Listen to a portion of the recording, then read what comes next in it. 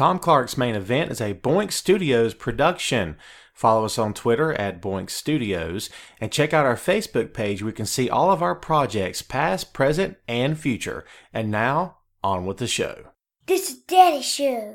Step off.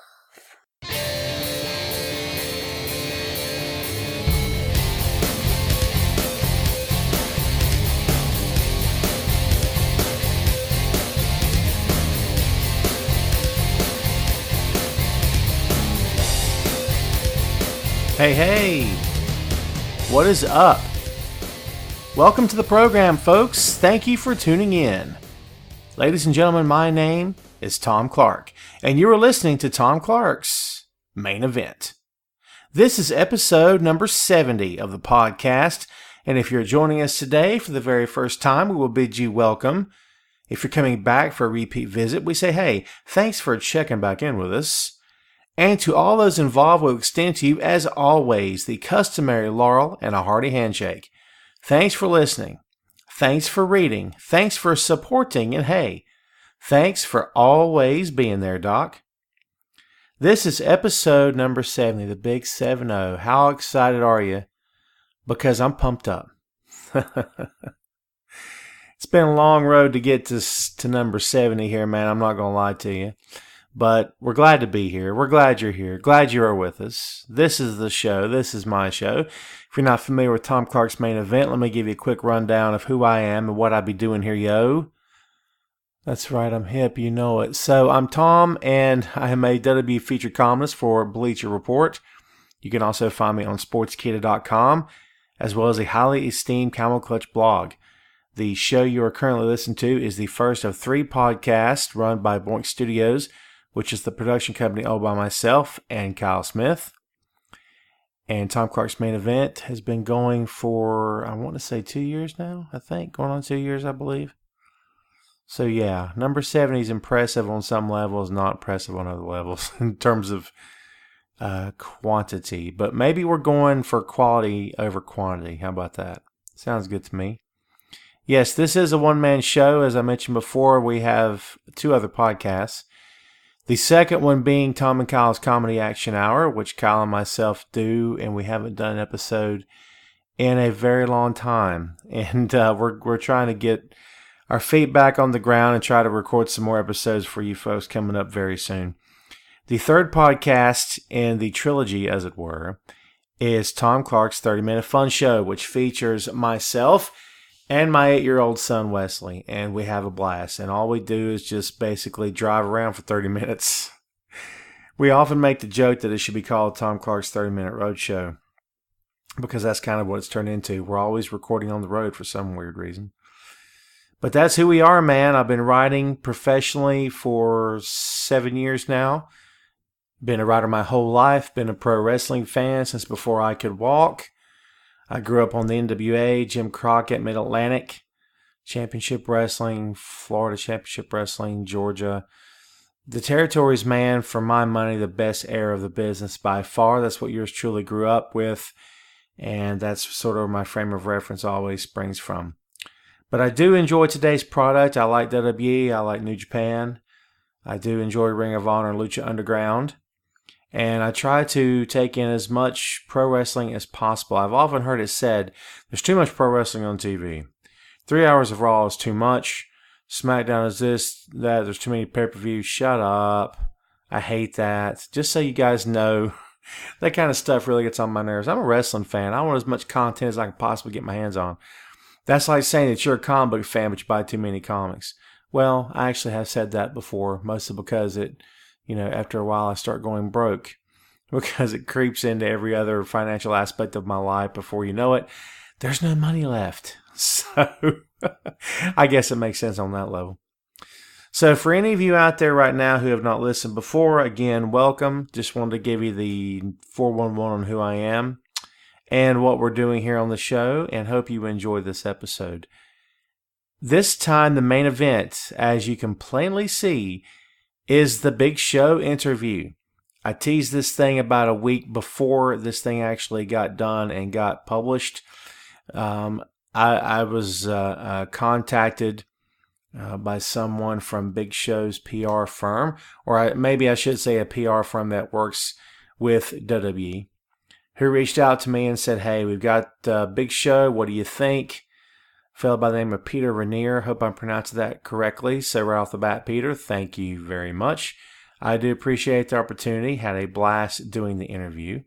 I have to say that it's maybe one of the most fun, if not the most fun interviews I've ever done. Big Show was humble. He was very well spoken, soft spoken, very down to earth guy, and very cool guy too. So I really enjoyed myself, and I hope that came across on this, because Big Show is a great interview, very fun as well. So again, thanks to Peter, DKC Public Relations, Marketing, and Government Affairs. So it's cool, man. I keep getting these trying to make contacts and trying to get the main event out there sort of a little bit deeper than what we've done in the past, trying to branch out and trying to get the Boy Studios logo and what we do out to the masses as much as possible. Expect to see some advertising coming your way soon on Facebook and on Twitter as well. We just got through tax season, and I was gently reminded that I need to start doing a little bit more in terms of keeping receipts and working a little bit more for the business sake in terms of getting that income down on the taxes. Any of you out there who are listed as self-employed know exactly what I'm talking about. So expect to see some advertisement very soon from yours truly.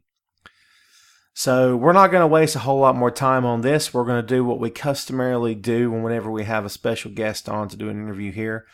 We are going to cut to the interview, and when we come back, we'll have a few parting shots for you, and then we'll sign off for the day. But again, thanks much for being here.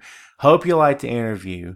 Please stick around for when it's over. We'll have a few things to say before we wrap this sucker up. So once again, man, here's a Big Show interview. Hang tight. We'll be back very shortly. It's the Big Show. Welcome to Tom Clark's Main Event. Hi, Tom. How are you, sir? Doing great, sir. How are you doing today? I'm groovy, man. I'm groovy. I'm bringing that word back. Yeah, I've used phrases like that in front of my 8-year-old before, like hip and dig it, and the kid just stares at me like his father's lost his mind or something. I got laughed at in the locker room because I called it a may-may instead of a me. So all the guys in the locker room laughed at me. I said, oh, look at this funny may-may.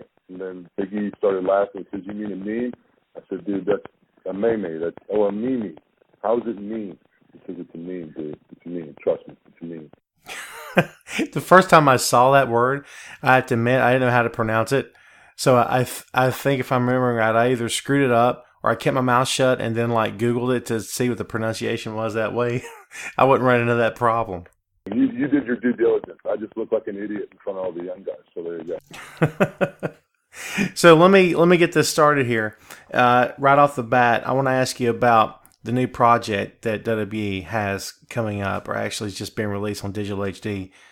The Jetsons and WWE Robo WrestleMania. How fun was this for you to be a part of?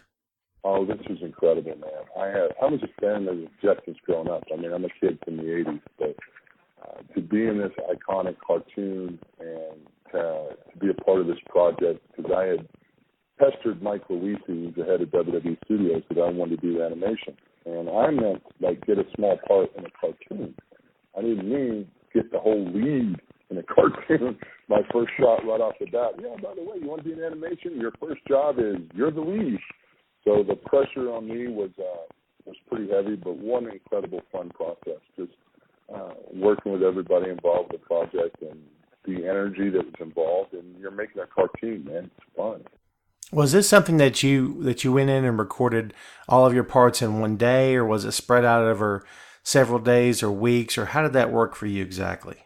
Well, I got the script, of course, in advance, and I went over the script, and we talked about different things for the script and the character as far as this is a cartoon, so it was okay for my character to be pretty much intense all the time. You have hills and valleys in normal scripts and TV shows, and your character has kind of an arc. And my character in this is pretty much insane and comes right out the gate wide open. So as far as playing the role, the only thing I had to do was bring the intensity up. But yeah, I was able to knock this out in one day. But by the end of our voiceover animation with different noises, screams, yells, grunts. These are add-in pieces for the cartoon. And the last thing I did, my voice cracked and shut off. So imagine the intensity of pretty much yelling for about 7.5 hours straight. So I think I had a pool of sweat going down my back. And, well, that's not really fair because I sweat sitting in air conditioning. So that's not really a good qualifier. But the intensity was great. And I literally walked out. Oh, that was pretty amazing. So the whole process was enlightening, and I want to do more of it. So I've been pestering everybody now to do more. I pestered for Seth Green at Raw a couple weeks ago in L.A. I pulled him aside. We're birthday buddies. We have the same birthday. So I was pestering Seth. Look, man, I want to do more animation. He's like, okay. I think he just didn't want me to, like, eat him or something. So he said yes. You know, that story reminds me of is the Beatles' first album. They actually recorded the entire album from start to finish in the order that the tracks appear on the album. They had to save Twist and Shout till the end because the song just absolutely shredded John Lennon's voice all to pieces. So they had to save that to the last track on the album. That's exactly what I thought of when you told that story. Oh, yeah. Yeah, I think I came home and had a hot tea with lemon. So, yeah, just like I was a singer. Like, you know, oh, yes, I need a hot tea and lemon. My throat is parched. So there you go. It was a lot of fun, though, but I definitely look forward to doing more of it. And the thing is developing the script and the storyline. The storyline's actually pretty cool, and the other characters were really great. Seth Rollins does a great job in this film and brings his snarky sarcasm to his character. Miss Foxy represents herself really well. The Usos were great, and Sheamus. I mean, you know, I tease Sheamus all the time. I'm like, Sheamus, you're going to have to be a good guy now, man. When this Jetson cartoon comes out, people are going to see, you know, you're the positive guy that you are. You're like the ultimate superhero. You're like Superman with a mohawk with your attitude. It's so positive. You can't be, you know, this grumpy guy fighting for tag team titles. And then he looks at me like he wanted to punch me in the face and walked off. So he's Irish. He gets a little grumpy now and then, but he did a fantastic job in the Jetson. I know you guys get asked, as in WWE superstars, get asked all the time about what you would like to do in terms of mainstream Hollywood.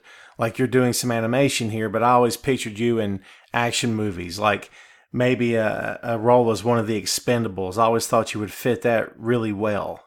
I love you for that. You are the man. Let's hope Stallone sees it too.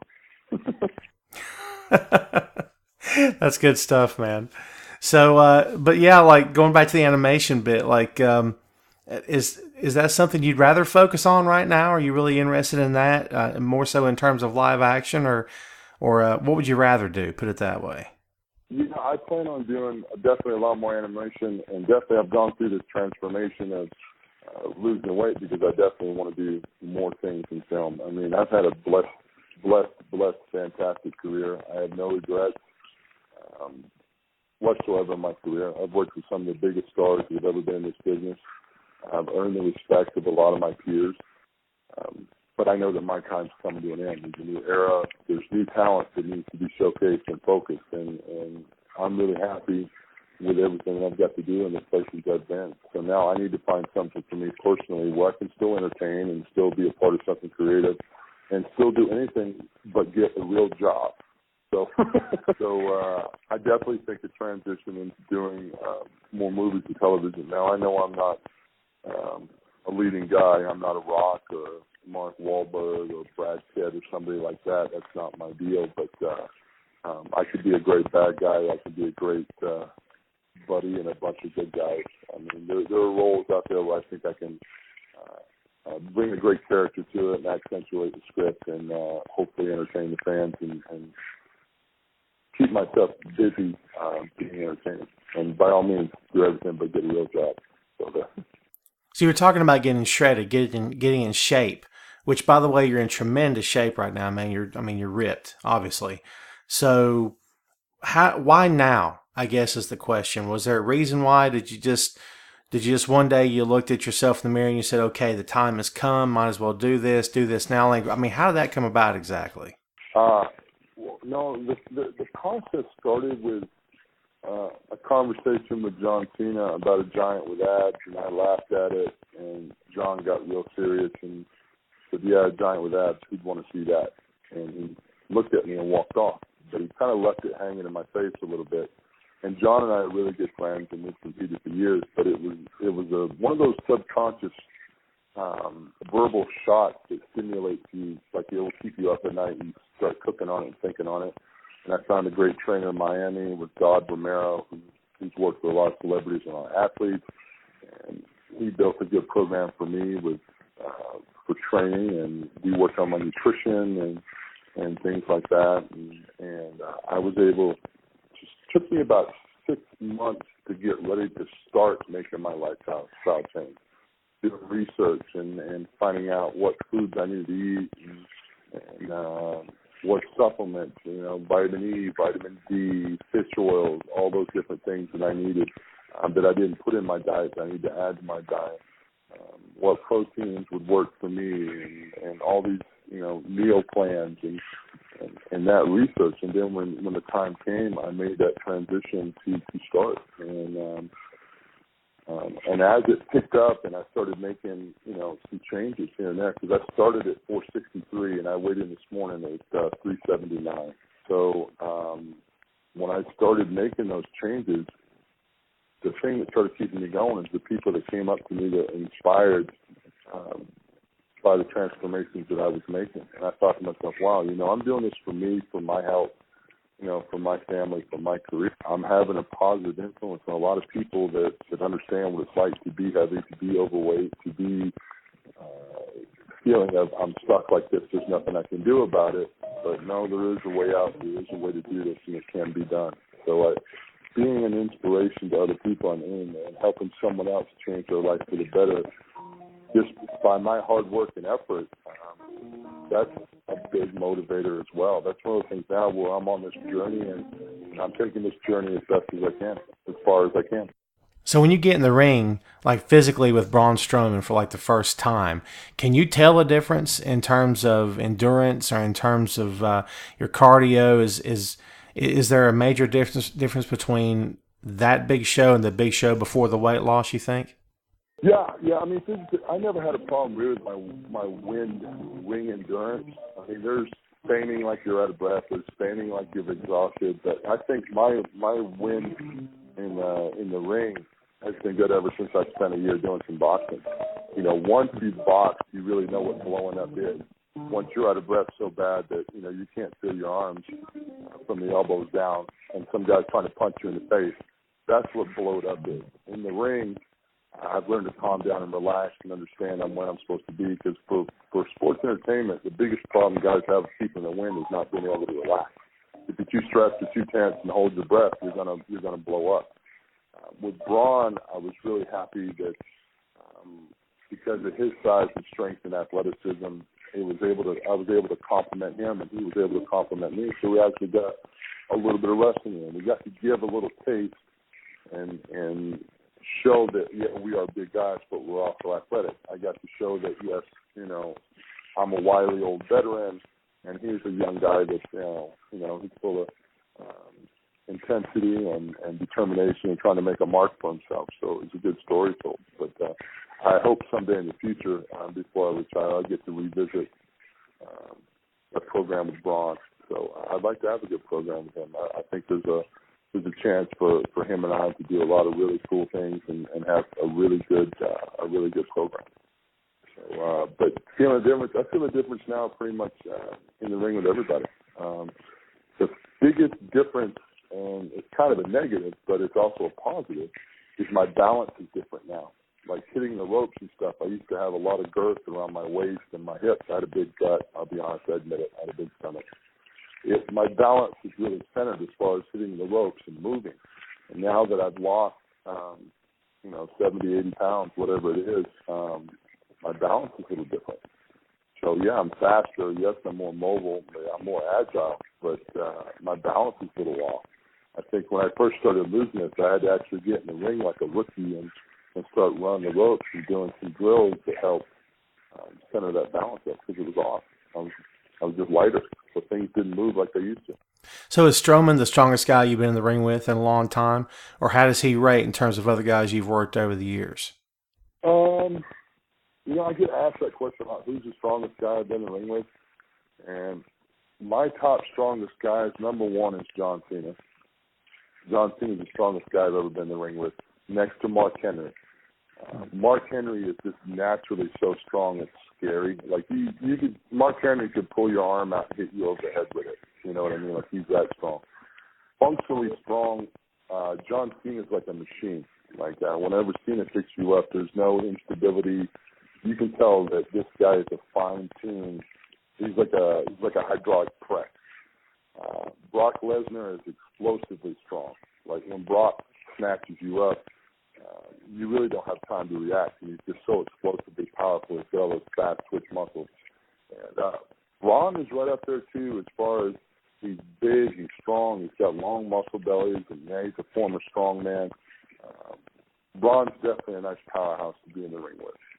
So I've had a long career and wrestled with a lot of strong guys, but definitely Braun's in the top four without a doubt. And the three guys that are ahead of him are known strong guys, so it's not like he's hurting himself any. So I have to ask you about Shaquille O'Neal. I mean, obviously we've all been hearing about him for months on end about the possibility of Big Show versus Shaq, WrestleMania 33. Where does it stand right now with Shaq, or do we have any idea? Yeah, right now on my end, I'm ready to go. I'm ready for Shaq to show up at WrestleMania, and we'll take care of this and put on a good showcase of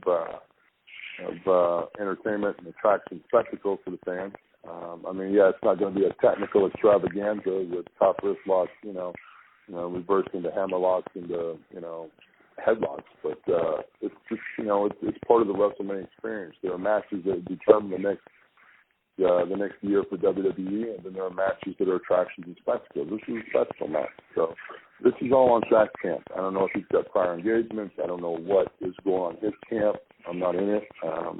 I have all the confidence in the world that seeing the guy that Shaq is, and being the fan that he is, he'll be able to work something out with WWE and we'll be able to move forward with it. I would like to think that it's not just because that I've gotten shredded and, he's turned from Shaq to like a barn, because you can't really call him a Shaq anymore because he's gotten bigger, so it's kind of a barn. That's kind of a cheap shot, but, Fat Shaq will work for me because he's riding around singing karaoke and eating Krispy Kreme donuts, and I'm in the gym killing myself. So, yeah, I'm going to throw that shot out there. So it's in Orlando. It's a short drive for Shaq. All I said is show up, and I'll take care of the rest. So, but he's a busy dude. I understand. He's got a lot of obligations and a lot of commitments, and, that's something he'll have to work out. Hopefully it'll move forward and work, and if not, then, I will find something to do. I've been around 20-something years. I'm sure I can stir up some kind of trouble in WrestleMania and get in trouble and have a match or be involved with something. Is Shaq getting chopped, or is he taking it, or is he just not going to have a choice? Oh, if he gets in the ring at WrestleMania, he'll get chopped. I guarantee you that. He'll get chopped. He'll get body slammed. He'll get headbutt. He'll get all three of my moves. Well, I think I speak for everyone out there when I say we're all ready to see that happen for sure. So, so apart from Shaq, of course, is there anyone in WWE or maybe outside the company that you would like to work with? Is there anyone maybe you've worked with in the past, or someone you have yet to do anything with that you look at that guy and you say, man, I got to do something with that guy? Yeah, there's a lot of young talent I still want to work with. There is. I definitely want to run again with Braun. I definitely want to do some more stuff with him. I'd love to compete again against Steph. I love working with Seth. I'd love another run at Roman. Even AJ Styles. I'd like to run against AJ Styles.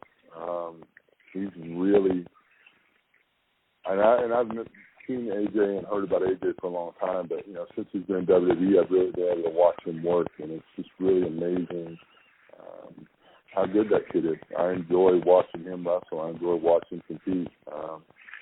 I would love to compete against AJ. I'd love to chop him. I'd love to grab him by that nice head of hair and swing him around. But we'll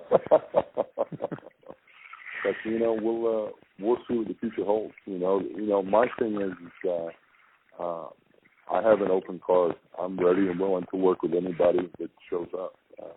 I think if I had a dream match, and I've said this before, but it would be Jessica Alba in a pillow fight. Shame it's not the Attitude Era. They could book that match right now. Yeah, definitely. And Jessica Alba would probably put a brick in a pillow and knock my teeth out or something. Yeah, that was the Attitude Era, definitely. No, let's just hope that she knows I'm kidding and she doesn't accept the pillow fight match and then beats me in the middle of the ring. That would be kind of bad, but she's fun, I guess. Come to think of it, but you know. So let me ask you this. Let me switch gears a little bit here on you. Tell me about the environment right now in WWE in the locker room. Is it better? Is it different in terms of maybe a few years ago, several years ago, maybe back to the time when you first came to the company?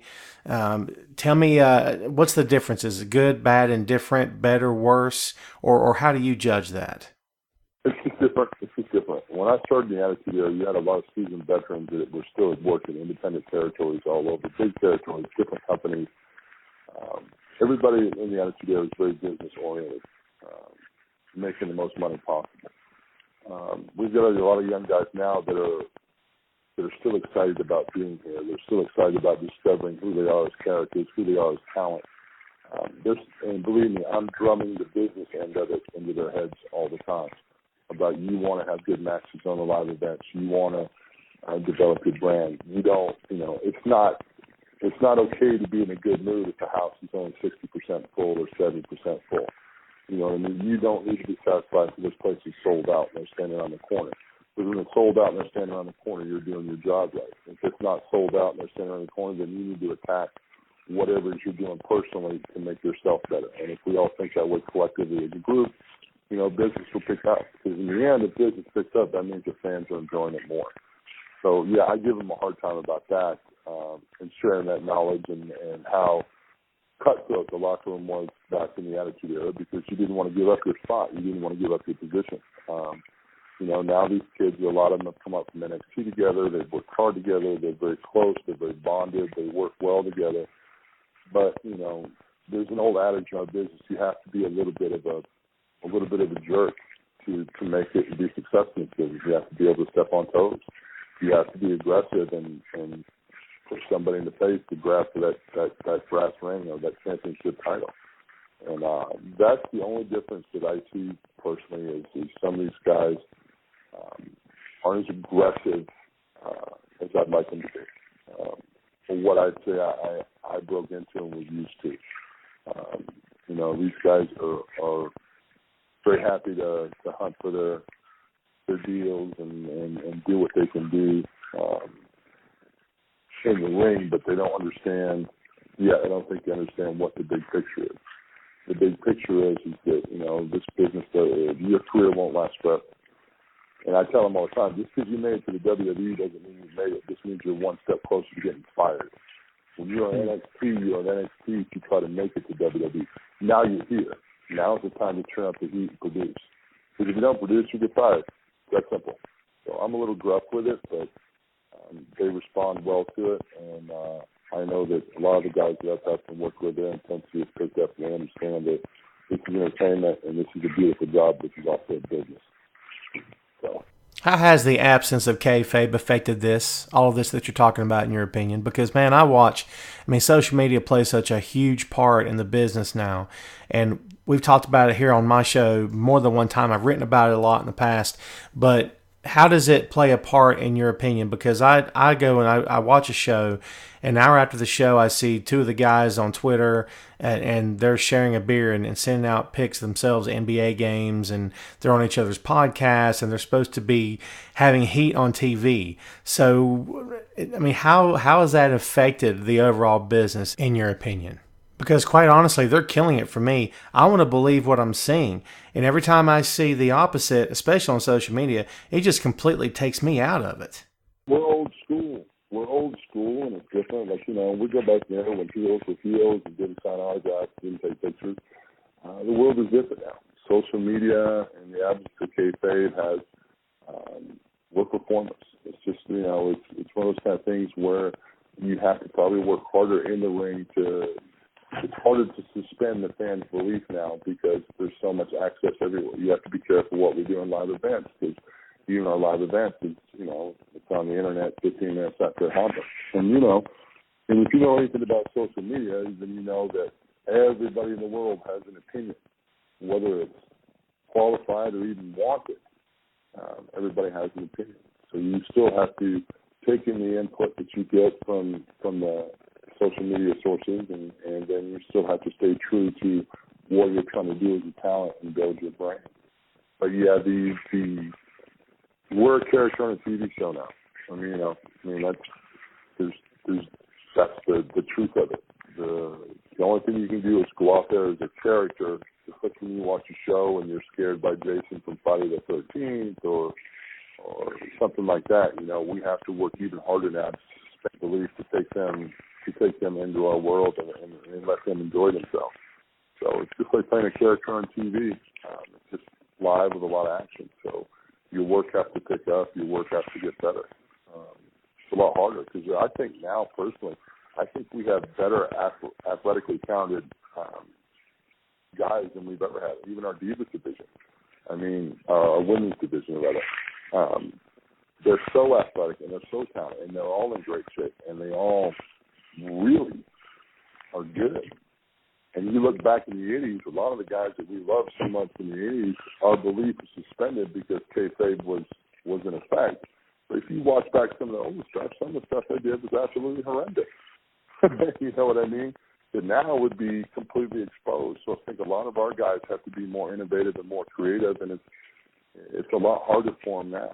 The work's really cut out in front of them because they don't have that kayfabe wall to cushion them as far as being exposed. Now there's social media. Now there's everybody knows, and if you're not pulling your weight, then everybody knows it. So in one aspect, it's a lot harder for them than it was back then. So one last thing here before we let you go. What's your future? How long do you have left, do you believe? And what do you want to do after it's time to hang up the boots and sort of ride off into the sunset? My future with WWE when I'm done, that's coming up pretty soon for me. My contract ends in February 2018. So I'm still talking with Vince and Kevin Dunn and Paul and figuring out what my future will be. I don't know if I'll still be full-time. Hopefully I'll always be a part of WWE doing something, ambassador work or something like that. If they've got a big guy that they need me to help a little bit with, I'll be happy to. But I'm going to pursue other projects, I'm pretty sure. More movies, more animation, stuff like that. Do everything I can to get a real job. All right, man. Listen, Big Show, we appreciate your time. Thanks for being on the show, and good luck in the future. And again, thanks for taking the time to be with us today. Thanks, man. Thank you very much. Have a good day. My thanks to the Big Show once again for being on the program. Hey, man, what did you think? Did you like the interview? Because I dug it. I thought it was hip. I thought it was groovy. So there you go. Let me tell you guys something, man, right now. Had to be completely honest with you. Big Show's got to be the coolest interview I've ever done. Dude, he's very laid back, as you guys could hear. He's soft-spoken, he's humble, but he's very clever, he's witty, he's funny, and he's everything that you've ever heard and a whole lot more. So, again, much thanks to Big Show for taking the time to be with us. Hey, man, hope you enjoyed this. For those of you guys out there who don't listen to the main event regularly, shame on you, because you need to be here all the time, right? But just to let you know, the program usually goes about an hour or so, give or take. It is a one-man show, and occasionally I'll have guest stars on. So I've been playing with the format a little bit here lately, trying to do a few different things. I've got a couple different names in the pipeline right now. Not going to tell you who they are. You're going to have to stay tuned. How you like that? Huh? It's good stuff, right? So, listen, man, I'm not going to keep you forever. We've all got things to do. The wind is howling outside right now, outside the studio, and unfortunately, I don't have recording equipment good enough here at Boyne Studios to drown all of it out. It's been a crazy few days down south. We've got wind gusts at 300 miles an hour or some such nonsense. So how is it in your part of the world? How's the wrestling in your part of the world right now? Because I'm going to leave you with something I've tried to leave you guys with many, many times in the past. Go out and support your local wrestling, okay? As someone who came up on the local indie scene here in North Carolina, I can tell you right now that those guys need your support. They need your cheers. They need your boos. They need your money. Okay, so find yourself a good local pro wrestling show. You'll know that's good because 90% of the boys in the ring are not wearing tennis shoes and denim jeans. No disrespect intended. So go find yourself a cool show to watch. Remember, support your local pro wrestlers. Support your local pro wrestling promotion. Support your pro wrestling journalists like me, the guy up in your ear right now, okay? Check us out on Facebook, Boing Studios. Check us out on Twitter, Boing Studios. Check me out on Twitter, Tom Clark, BR. That's me, man. And remember, I'm on Bleacher Report. I'm on Sportskeeda. I'm on Cowboy Clutch Blog. I'm just trying to get your hit. And when it comes to attention, I crave it. And you know, I'm just begging and pleading. So give me your hits, man. Read my stuff. Let me know what you think. Let's get a dialogue going. Thanks for tuning in. Come back real soon for the next episode of Tom Clark's Main Event. Be sure to check out Tom Clark's 30-Minute Fun Show and Tom and Kyle's Comedy Action Hour. That's it for us, man. We're out. Thanks again, and we will see you next time on Tom Clark's Main Event.